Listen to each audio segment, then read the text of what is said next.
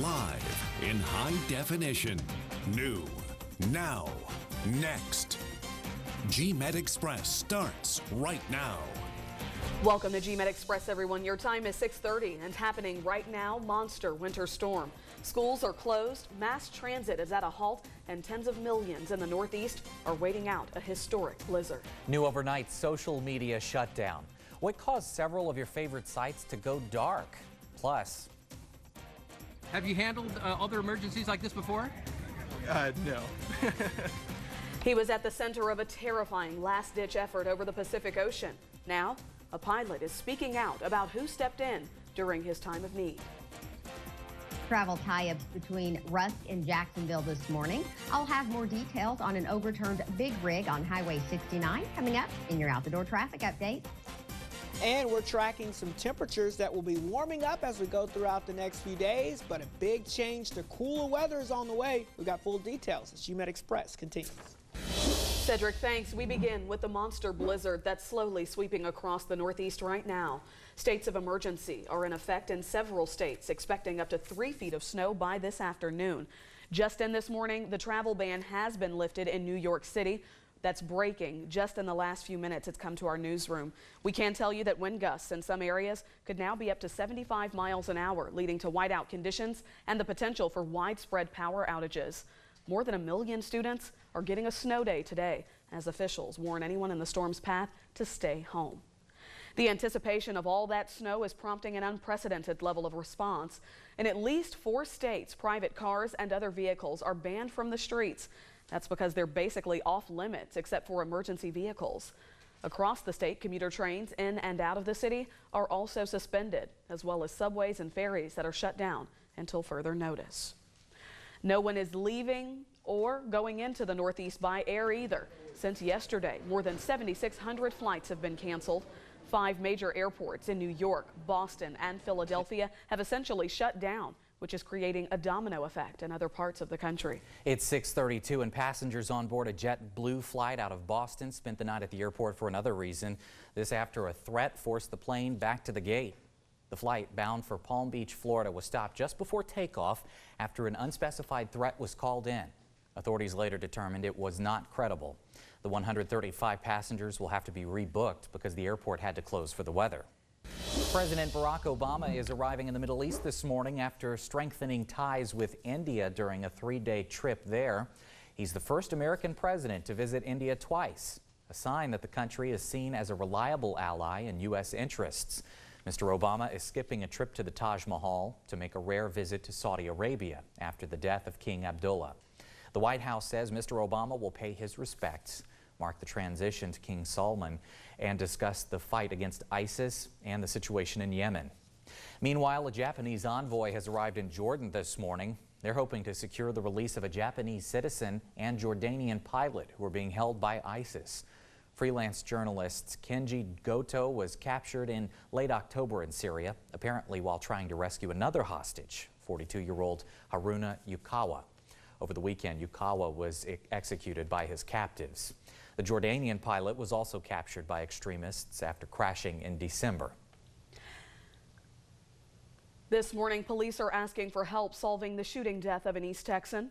Early Monday morning, Tyler police found 24-year-old Tyrone Lee Underwood with at least 1 gunshot wound inside a vehicle that hit a telephone pole on the 400 block of West 24th Street. Officials say a resident reported the wreck and what sounded like several gunshots. According to police, Underwood was in or near his vehicle when he was shot. He was pronounced dead at the scene.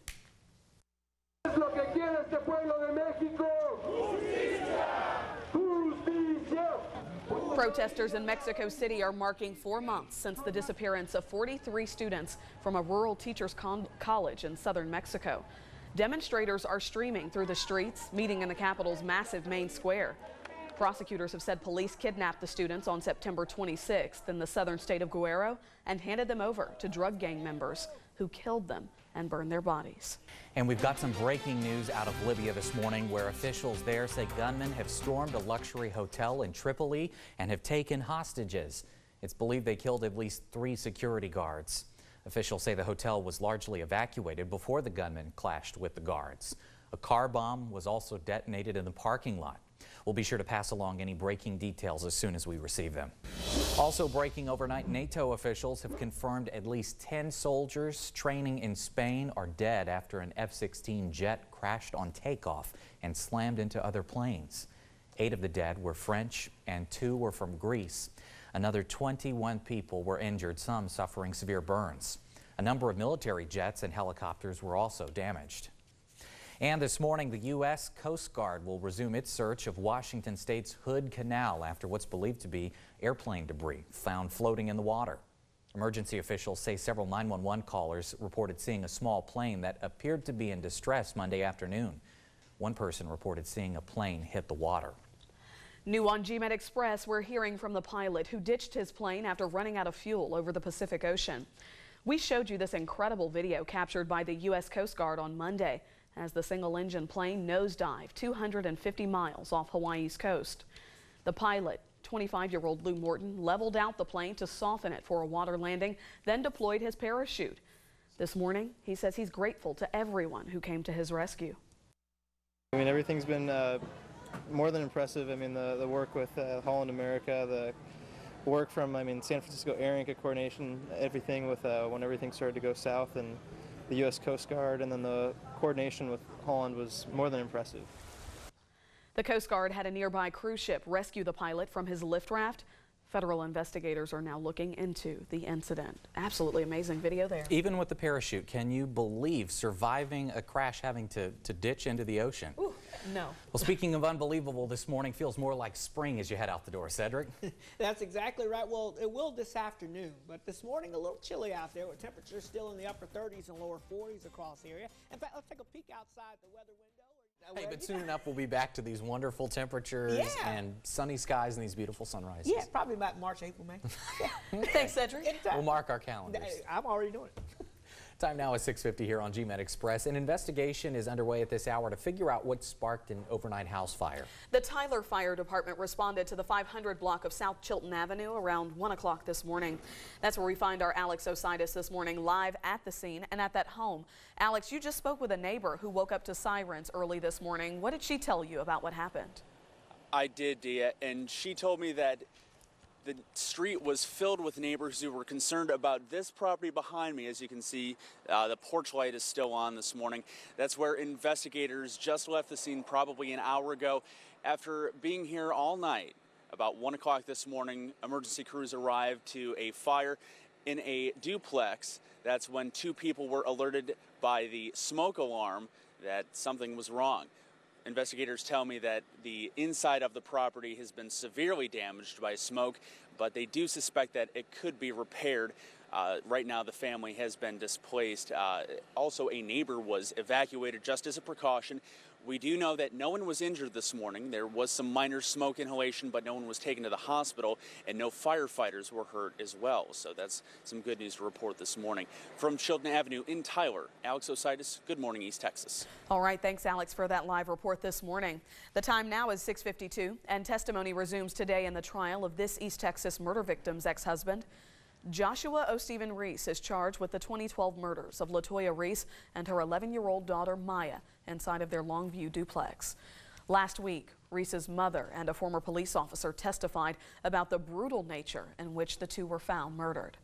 Prosecutors say Reese had conflicting stories of where he was the night his ex-wife and her daughter were shot. The trial is expected to last well into next week. Also today, an East Texas man accused of illegal sexual behavior with a minor will face his day in court. Our John Carlos Estrada joins us now with more on why the law still applies despite consent. Good morning, John Carlos. Good morning, guys. A Lufkin man will be at an Angelina County courtroom today facing charges. He assaulted a 15-year-old girl. 34-year-old Daniel Pena is facing 2 second-degree felony sexual assault charges. According to the arrest report, on June 11th, Pena was caught by the minor's aunt. The aunt says she saw Pena pull up his shorts with the girl also in the room. Now, despite consent of the victim, Texas criminal law states that a minor under the age of 15 cannot legally give consent. Pena is scheduled to appear in Judge Anzelman's court at 1:30 this afternoon. Back to you. Thanks a lot, John Carlos. New this morning, police in Dallas are taking drastic measures to combat a rash of ATM threats. Now, there have been at least 20 ATM robberies in the past month alone, primarily at convenience stores during overnight hours. Robbers who got away with two of those machines, one was found with a little later empty of cash. And Dallas PD has created an entire new unit and task force to help catch the thieves. Well, the big game is just 3 days away, and one local organization is gearing up to host its own Super Bowl. S-O-U-P, that is. PATH officials host a canned food drive every year to help stock up their pantry. Many people depend on this drive because it's easy to fix and you can eat it straight from the can. Each year, PATH offers a congregation and community MVP award to the groups that collect the most soup. Organizers say the spirit surrounding Sunday's big game can spark some healthy competition for a good cause. Why not? Goes a long way in the community, it really does. Yeah, every little bit helps. Your time right now is 6:54 and it's 56 degrees in Tyler. We'll be right back with a last look at weather, traffic, and 7 things to know before you go. Stay with us.